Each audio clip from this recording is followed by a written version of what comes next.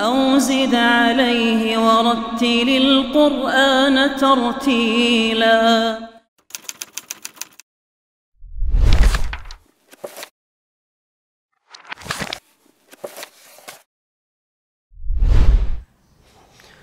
Bismillah, Assalamualaikum warahmatullahi wabarakatuh. Alhamdulillah, pemirsa sahabat Al-Quran, a'azzani Allah wa iyyakum jami'an. Kembali lagi kita dalam pembahasan fasahatul lisan, di mana pada pertemuan yang terakhir atau episode yang terakhir kita sudah membahas tentang sifat al-itlaq dan al-infitah, dan juga sebelumnya sifat al-isti'la dan juga sifat al-istifal, dan mana keempat sifat ini berkaitan dengan tebal dan tipisnya huruf. At-tafkhim wa tarqiq ini adalah pembahasan yang mana orang-orang kita, orang ajam, orang Indonesia terutamanya, yang sangat-sangat perlu kita memperhatikannya. Kenapa? Karena banyaknya kesalahan yang terjadi, dan bahkan guru kami, di antara guru kami ada yang mengatakan 70% kesalahan yang terjadi dalam bacaan Al-Quran orang-orang non-Arab atau ajam, terutama orang kita Indonesia, yaitu terjadi pada penebalan dan penipisan huruf. Kadang kita menebalkan yang tidak sampai ketebalan yang sempurna, atau kita menipiskan tidak pada sampai ketipisan yang sempurna. Artinya standar ketebalan dan ketipisan kita itu berbeda dengan standar ketebalan dan ketipisan yang diinginkan sesuai dengan ilmu tajwid dan sesuai dengan lisanul Arab atau dialeknya orang Arab. Nah, pemirsa, azani Allah wa iyyakum jami'an, inilah pembahasan yang cukup penting untuk kita fahamin, yaitu pembahasan at-tafkhim wa tarqiq. Apa itu at-tafkhim dan apa itu at-tarqiq? Secara bahasa, at-tafkhim artinya adalah at-tasmin, yang artinya adalah gemuk, menggemukkan.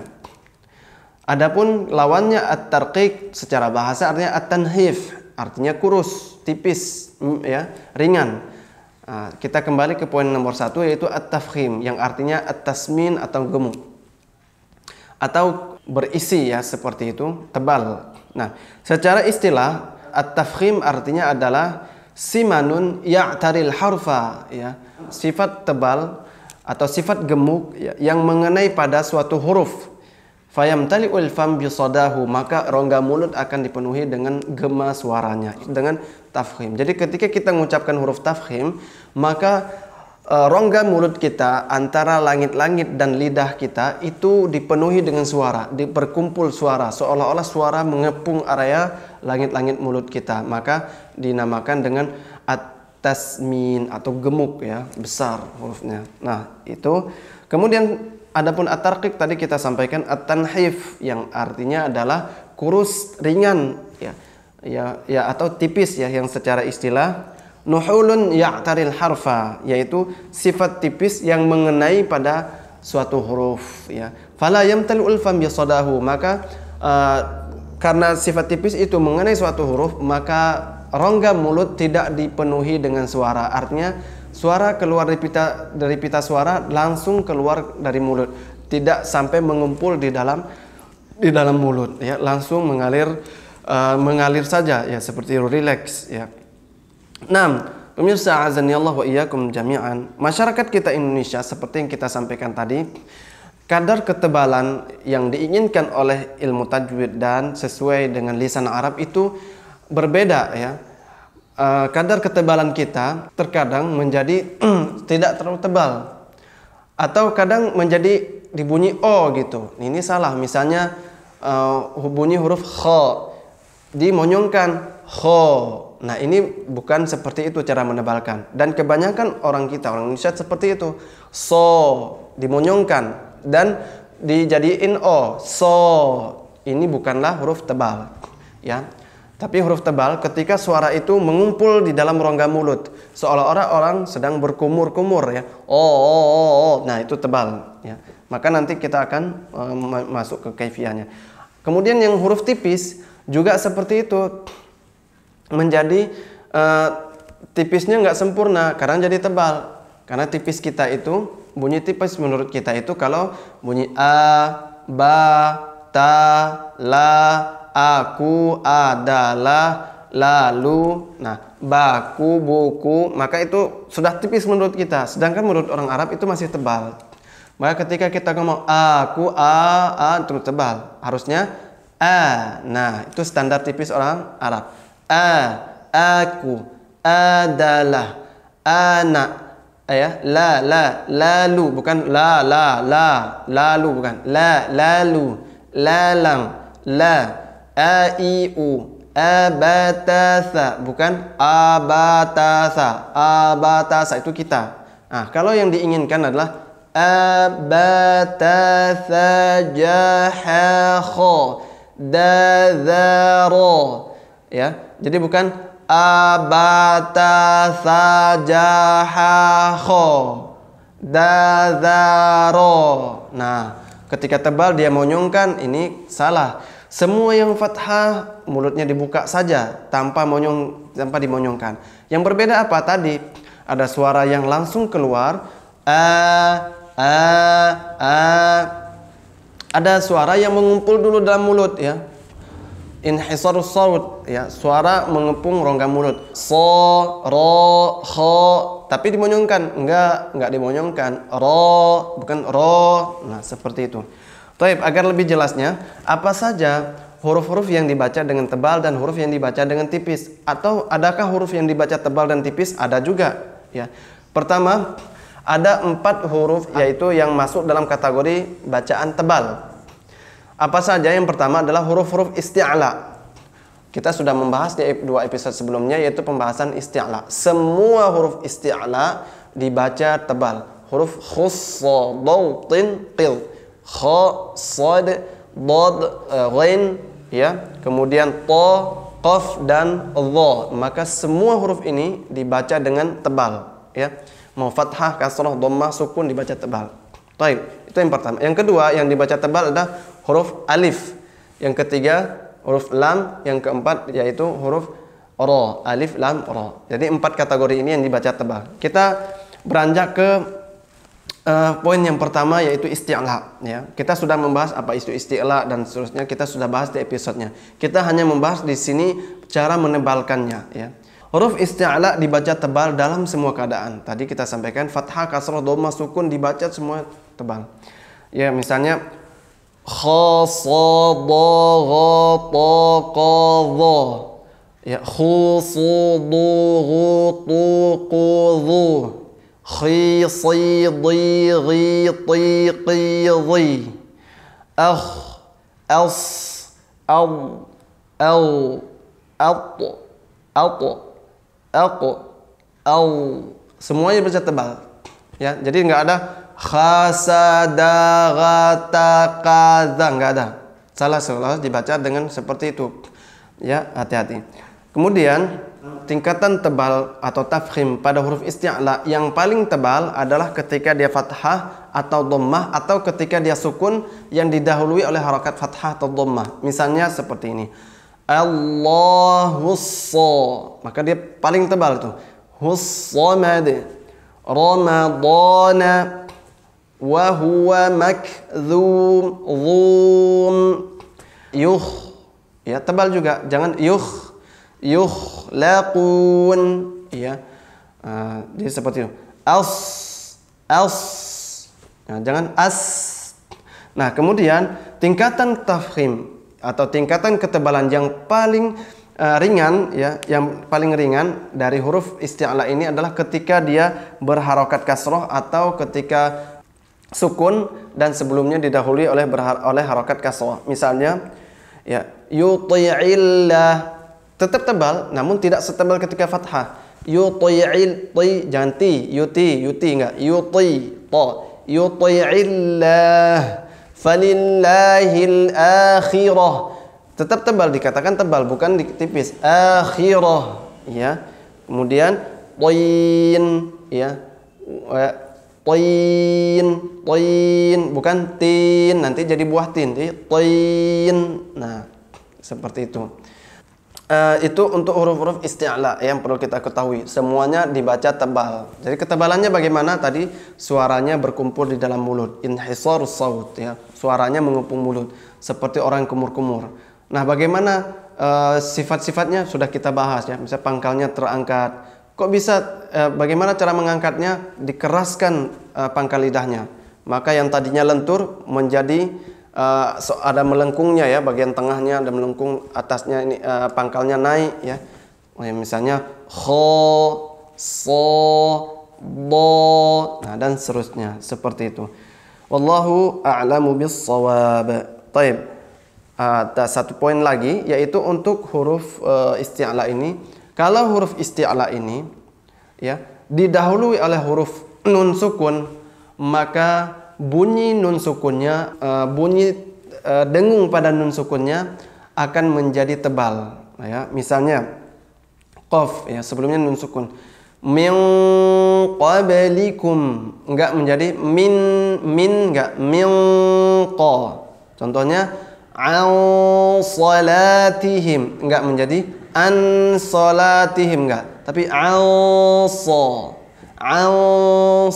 Nah, itu untuk huruf isti'la.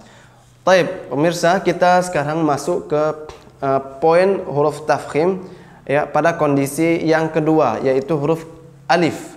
Alif kita sudah sampaikan di bab al-jauf, makhraj al-jauf, di mana alif tidak pernah menerima harokat sama sekali.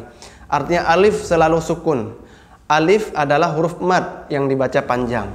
Maka di sini kondisi huruf alif sebenarnya sebagian ulama itu tidak memasukkan dalam bab tafkhim ataupun tarqiq karena dia hanya mengikuti saja. Namun sebagian ulama mengatakan tetap masuk. Maka kita akan bahas huruf alif ya.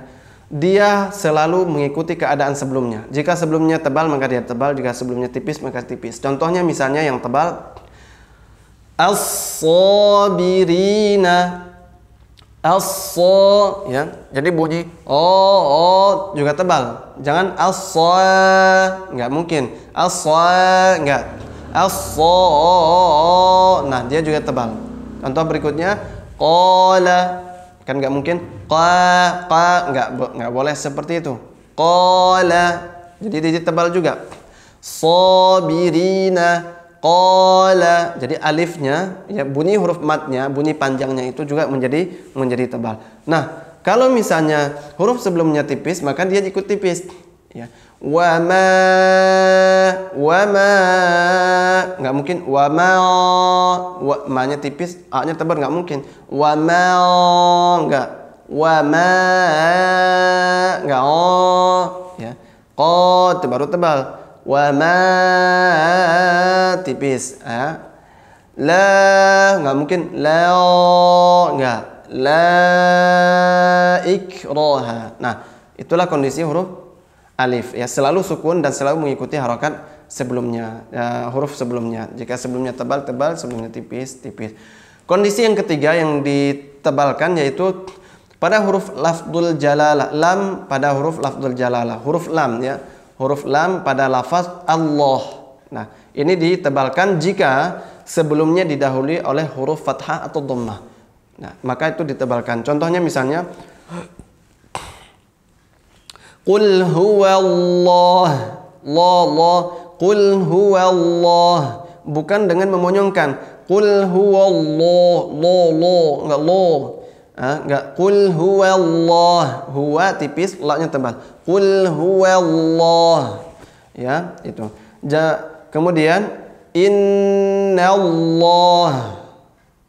Atau sebelumnya dhammah, rasulullah. Dan hati-hati ketika pengucapan lafaz Allah jangan ditambah waw. Allah. Wah enggak wah. Allah. Enggak au ya, tapi Allah langsung ke lam. Allah bukan Allah ya, salah seperti itu. Baik, tuh hati-hati. Pemirsa azani Allah wa iyyakum jami'an, kita sampai pada poin yang terakhir dari jenis yang huruf tafkhim yang ditebalkan yaitu huruf ra. Nah, pembahasan huruf ra sendiri ini terjadi atau terdapat beberapa poin. Yang pertama, huruf ra ada yang dibaca tebal, ada yang dibaca tebal di dalam 6 keadaan. Dan huruf ra ada yang dibaca tipis dalam 5 keadaan. Dan huruf ra ada yang boleh dibaca tebal, boleh dibaca tipis dalam 3 keadaan berikut. Kita kembali ke poin pertama yaitu huruf ra yang dibaca tebal ya. Huruf ra yang dibaca tebal yaitu yang pertama ketika atau dibaca tafkhim ketika huruf ra berharokat fathah atau dhammah. Ini selalu tebal. Ra atau ru. Nah, seperti itu. Ra tanpa memunyungkannya ro enggak ro dan ru. Nah, itu selalu tebal. Contohnya Rasulullah. Rasul sunya tipis, jangan rasul su jangan. Rasulullah. Lullah, lu-nya tipis, Allah tebal, lamnya tebal. Berikutnya ru. Innalladzina kafaru. Nah, seperti itu. Nah, kemudian berikutnya huruf ra sukun sebelumnya didahului oleh yang poin kedua yang dibaca tebal, ra sukun sebelumnya fathah atau dhammah. Misal arsilhu ma'ana enggak tapi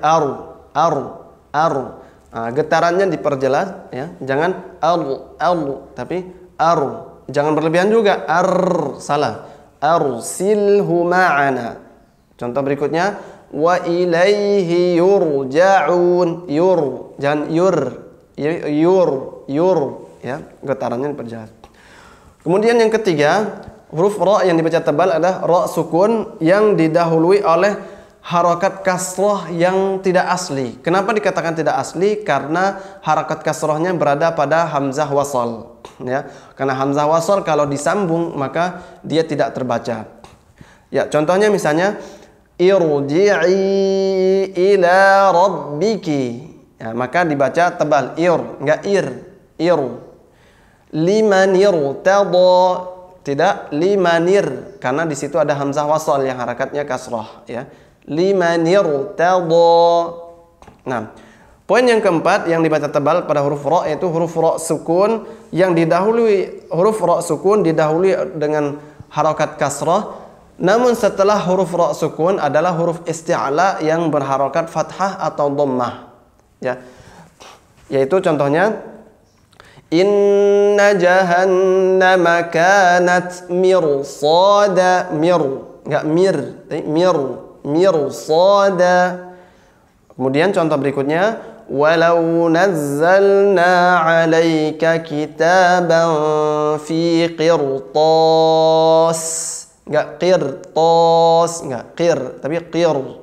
Ya, tebal. Nah, seperti itu huruf-huruf yang dibaca tebal 4. Kemudian yang dibaca tebal pula yaitu pada huruf ra sukun yang waqaf ya, dan sebelumnya didahului oleh huruf mad. Huruf ra sukun waqaf sebelumnya didahului oleh huruf mad, dan sebelum huruf mad adalah huruf berharokat fathah atau dhammah seperti yang terlihat di gambar ya. Huruf ra sukun sebelumnya huruf mad, sebelum huruf mad huruf harokat fathah atau dhammah. Contohnya misalnya alladzi yuwaswisu fi sudur.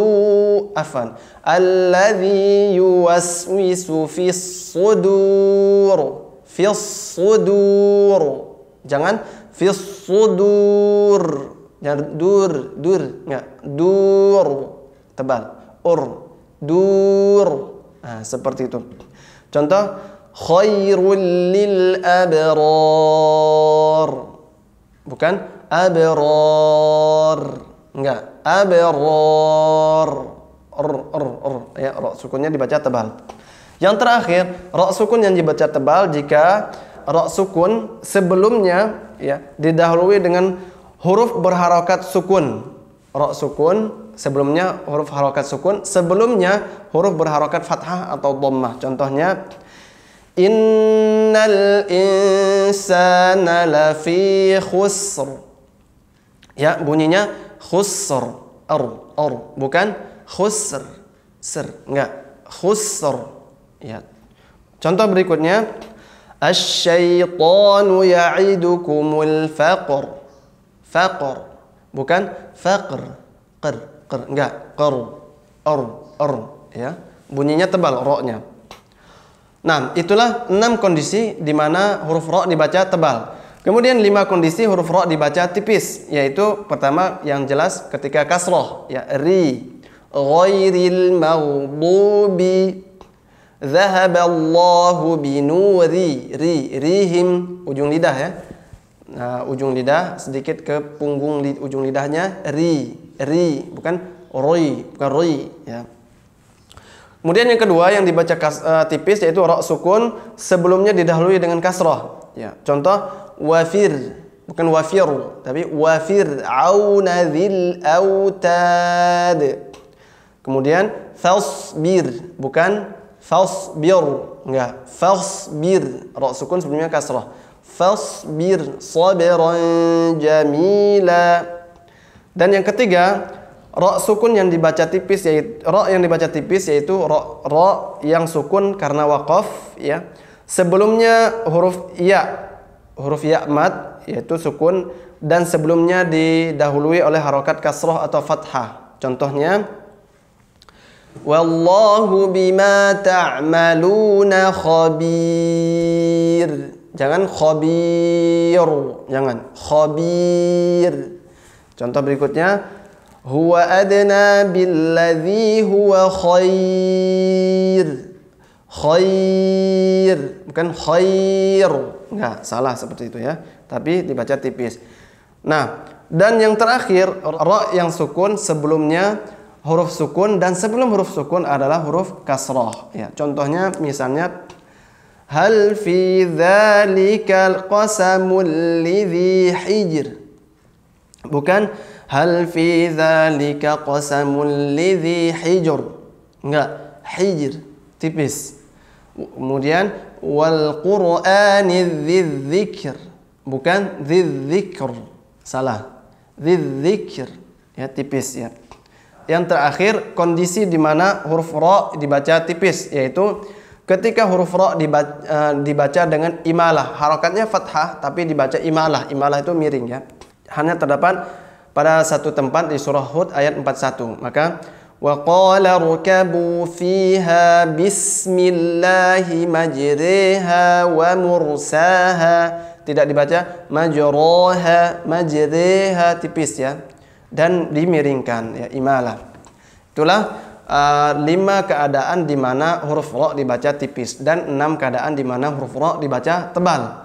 Kemudian yang terakhir di pembahasan huruf ra ini yang boleh dibaca tebal dan boleh dibaca tipis. Yang pertama adalah ra sukun didahului dengan harakat kasrah, setelahnya huruf isti'la berharakat kasrah. Nah, kalau di pembahasan huruf ra yang dibaca tebal tadi, jika ada ra sukun sebelumnya kasrah dan setelahnya huruf isti'la harakat fathah atau dhammah, maka dia dibaca tebal, mirsada. Nah, namun pada keadaan jika ada ra sukun sebelumnya kasrah dan setelahnya huruf harakat kasrah, maka boleh dibaca tebal, boleh dibaca tipis. Contoh misalnya firqin, boleh firqin, boleh firqin. Mana yang gampang ya? Ya, fakana kullu firqin atau fakana kullu firqin. Nah, mana yang gampang ya? Dan boleh dibaca dua-duanya. Jadi jangan ada yang menyalahkan. Yang kedua, jika huruf ra sukun karena waqaf ya. Kemudian sebelumnya huruf isti'la sukun. Nah, sebelum huruf isti'la yaitu huruf berharokat kasrah. Kita ulangin. Huruf ra sukun karena waqaf, sebelumnya huruf isti'la berharokat sukun, dan sebelum huruf isti'la berharokat sukun itu huruf harokat kasrah. Kita lihat di contoh ya, misalnya al-qitr tebal, qitr atau ir atau dibaca ya. Al-qitr boleh tipis atau al-qitr ya. Wa arsalna lahu 'ainal qitr boleh, atau wa arsalna lahu 'ainal qitr boleh juga dibaca tipis. Yang terakhir adalah ra yang boleh dibaca tebal atau tipis ketika ra berharokat kasrah ya, dan setelahnya terdapat huruf ya yang dibuang, mahdzuf, dibuang ya, tidak tertulis. Kita ulang. Jika ada ra berharokat kasrah ya, setelahnya adalah huruf ya yang mahdzuf, dibuang. Namun sebelum ra berharokat kasrah itu adalah huruf sukun atau huruf fathah dan dhammah. Ya. Contohnya misalnya fadzuqu 'adzabi wa nuzur.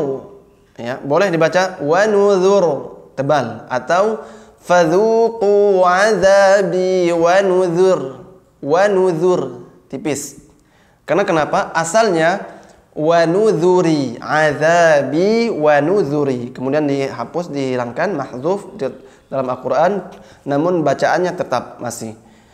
Contoh berikutnya wallaili idza yasr tebal atau wallaili idza yasr tipis. Karena aslinya wallaili idza yasri ya, namun dihapus ya-nya ya, maka menjadi yasr atau yasr ya. Nah, demikianlah beberapa keadaan beberapa macam atau jenis huruf yang dibaca tebal, tafkhim, atau yang dibaca tipis, tarqiq.